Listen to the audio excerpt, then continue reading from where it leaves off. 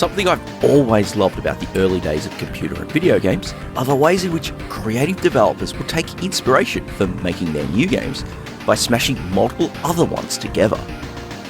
If you're Paul Shirley, you take the isometric flick-screen adventuring pioneered by Ultimate Play the Game and combine it with the physics and movement of Marble Madness. The result, of course, is Spindizzy, the 1986 action puzzler which earned plenty of accolades for its exploratory action despite its extreme challenge. So it should be no surprise that it'd get a follow-up. So we get Spindizzy Worlds, released in 1990 for the Atari ST and Commodore Amiga. Alongside those releases, it also saw conversions for Japanese computers like the PC-98 and X68000 in the following years, where it was oddly renamed Spindizzy 2, before one final conversion to the Super NES in 1992.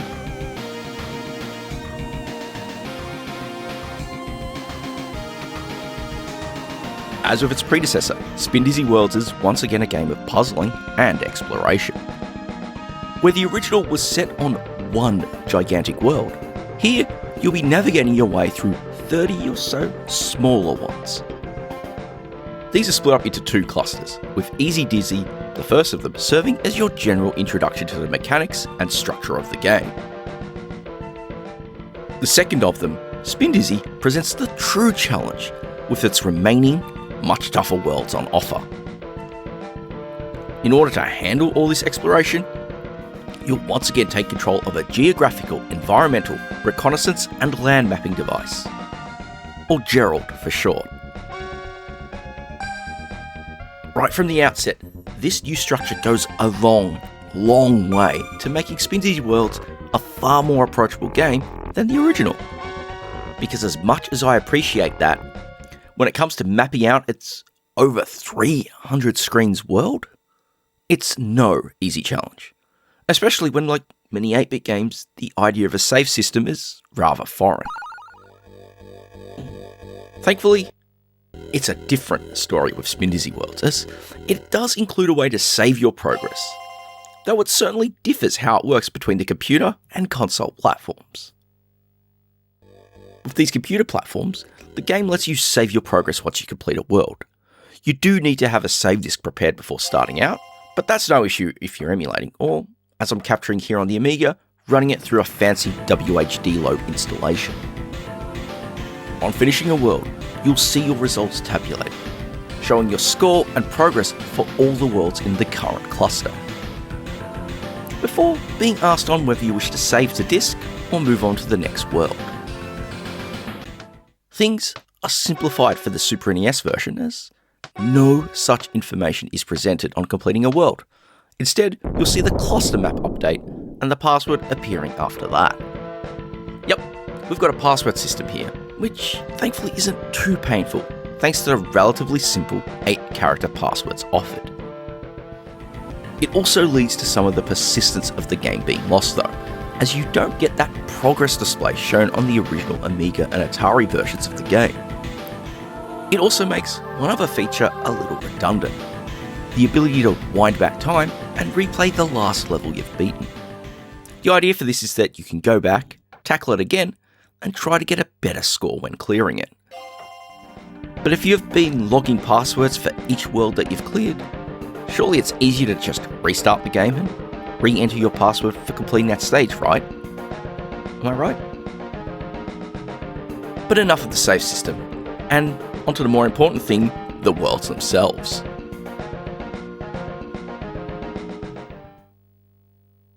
Again, as per the original game, you've got an isometric view of the proceedings, with Gerald presented in the center of your view. Each world is built up from a variety of interconnected levels, and your goal is to work your way through these to find the final exit in order to move to the next world. How you make it there varies from world to world. For some, it's simply just working your way from level to level, exit to exit, until you find the final one. With others, getting to the exit requires a bit more puzzling, through the use of switches in order to unlock the exit. There are also cases where the exit only unlocks once you've collected all the jewels and pickups located across the level. But that's not all. There are also some truly devious levels on offer. In these, you'll need to get Gerald to the exit before time runs out. They're thankfully in the minority here, but they'll seriously put your reactions to the test when they do come up, that's for sure. And it also makes for a neat throwback to what was offered in Marble Madness.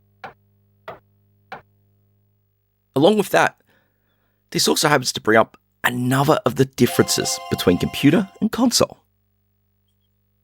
As we see here with the Amiga version, your game's HUD includes a little clue icon. Depending on what level you're on, and what you need to do to get to the exit, it'll show an icon of a switch or a jewel. The idea is that you can take a quick peek down there and get a general idea on what you need to be doing. Consider it a push in the right direction instead of having the solution shoved in your face.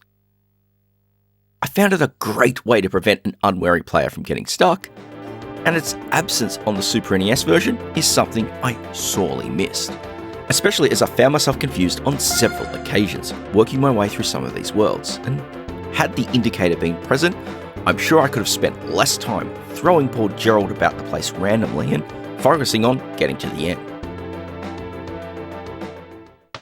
No matter how a given world is constructed, once you reach the exit, you've got one final challenge. A timed bonus stage, which pits you against the clock to collect as many bonus jewels as you can. Each one of these collected adds to your fuel reserves, which is used as a means to let you continue once Gerald runs out of fuel, instead of restarting the entire world from scratch. Once again, this is another detail lost in the translation to the Super NES. Whilst the mechanic is still here, you don't get any notification at the end of a bonus level how much reserve fuel you've collected, something which does happen on the computers. Fuel is important because it serves as your time limit, as it slowly trickles down over time. Should poor Gerald be incapacitated, destroyed, or, even worse, fall off the edge of a map, you'll lose more of it as a new Gerald is brought back into play, so it's a penalty for messing up. Falling off a level might sound ridiculous, but truth be told, it's quite easy to do. Many of the levels are open, whilst others are fenced in, but you'll also find gaps which might not be apparent at first glance, so careful movement of your Gerald is essential. And that's not mentioning the water hazards, which you can't cross because, well, no one can really walk over water. Which leads into the controls, which is one aspect of the game where I really find the Super NES is at an advantage. Because you've got a gamepad with multiple buttons, you can move about with the directional pad. Holding down the Y button applies extra force as you move Gerald about, and conversely, holding the B button applies the brakes. Things are obviously a little more limited on the Amiga side of the fence here because you've got your favourite thing of most vintage computing enthusiasts, the old single button joystick. Holding the fire button gives you that extra push as you move Gerald about, but for braking, it's time to hold down the spacebar.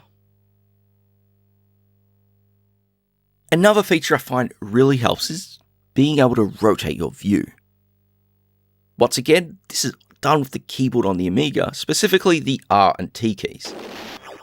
Now, considering you're controlling Gerald about with the joystick, you're probably not going to be in range of the keyboard most of the time to quickly hammer those should you need it. Again, it's a benefit here on the Super NES because this is thankfully bound to that right and left shoulder buttons. Retaining your view is a feature carried over from the original Spindizzy, and I'm glad it makes a return because it goes a long way to helping remove any visual ambiguity in what you may see on screen.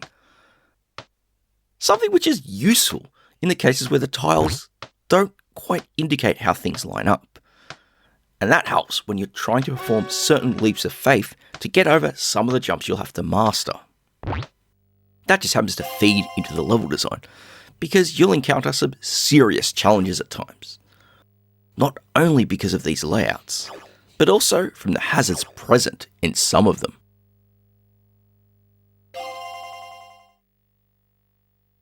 Hazards like the ice. That oh so incredibly painful ice. There's one world here which uses it as part of its main mechanic, and as you'd expect, moving Gerald over it results in some genuine control challenges.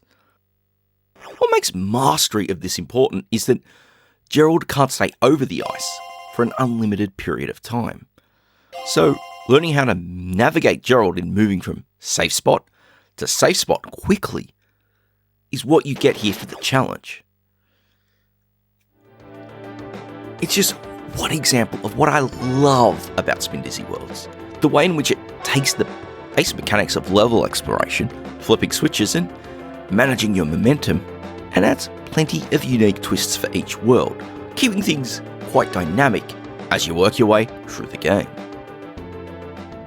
A great puzzle game takes its core concepts and builds upon them as you play, providing plenty of permutations to the rules, all whilst making the experience approachable, but more importantly, enjoyable for the player. I'll be honest here, whilst I was recording footage, I had plenty of occasions and moments where I kind of developed a bit of a potty mouth, as I'd scream as I'd mess up controlling Gerald, watching him fly off the edge of yet another platform. But the fact I could grab the controller or the joystick again and go back to replay and reattempt it really shows how engaging an experience this game is. And I don't know about you, but it's certainly the reasons why I enjoy this type of game. The challenge in learning and mastering those mechanics and working out how to make it through those levels and do it as efficiently as possible.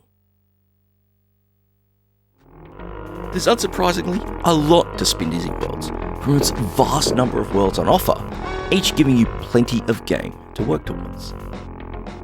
This becomes an even bigger positive because each new world offers new rules and tricks you'll need to master in order to succeed at them. That ensures you're not going to get bored fairly easily.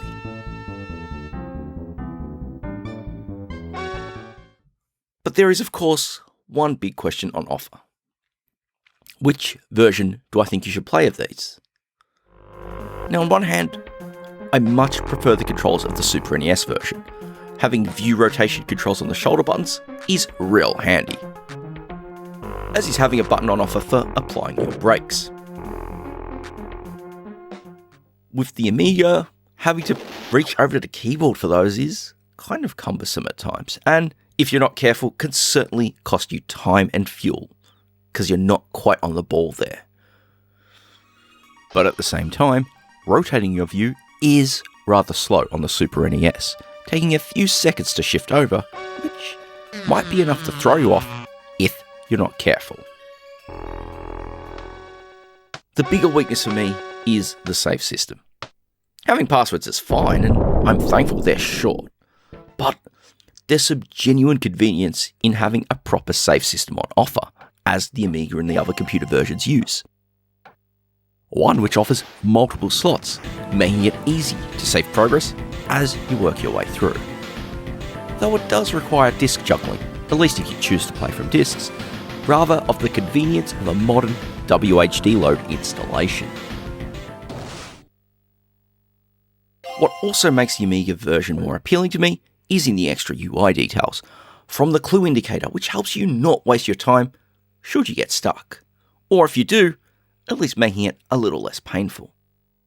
Then there's the indication that you're getting reserve fuel, which allows you to continue rather than restart should you fail, which for me goes a long way to helping the challenge, which is already reduced over the original game, feel that bit more friendlier to players. It's things like this which I feel goes a long way into explaining why Paul Shirley all but disowned this Super NES port. It's one which was licensed out without any real input or authorization, and quite frankly, it's easy to sympathise with him as a result. But it's also a shame because this is the version which has more of a chance of being made available for play in more legal forms. I mean, it could get something out of the blue like we saw with Bomboozle a year or so ago. It's also the one that saw a wider release back in the day, as both the Atari and Amiga originals only saw a limited release thanks to Activision, or should I say Mediagenics problems at the time, closing up right as the game was delivered. So copies of these versions aren't available on the secondary market, and if they do turn up, they're not cheap. And I'm sure that that's been blown up even more by the state of things as a result of the present time. But that's okay, if not a little disappointing. What is more important though is that, as always, you don't just listen to my words on this, and you take the time to check it out for yourself. As I always like to say, playing these games, talking about them in depth and thinking about them is how we keep the lesser ones around and in everyone's thoughts. There are so many great games out there which suffered on their original commercial releases, and as such, don't really get talked about and given that much love nowadays. So having the space to talk about them here is real important. Just not as important as actually going out there and playing these games for yourself though. Because at the end of the day, watching a video is one thing, but playing a game for yourself is another. And again, playing these experiences, going outside of your nostalgia zone, and that's how we do it, and that's how we keep these things alive. And so, it has an important ask for me. I want you to go play Spindizzy Worlds.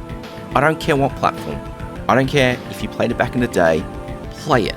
See its systems in action. Let's actually talk about it in the comments. Because that is why I make these videos after all. Not really to just nostalgia gaze or whatever. And should you be someone who feels the same, or perhaps not, there's not much more for me to say than thank you very much for watching.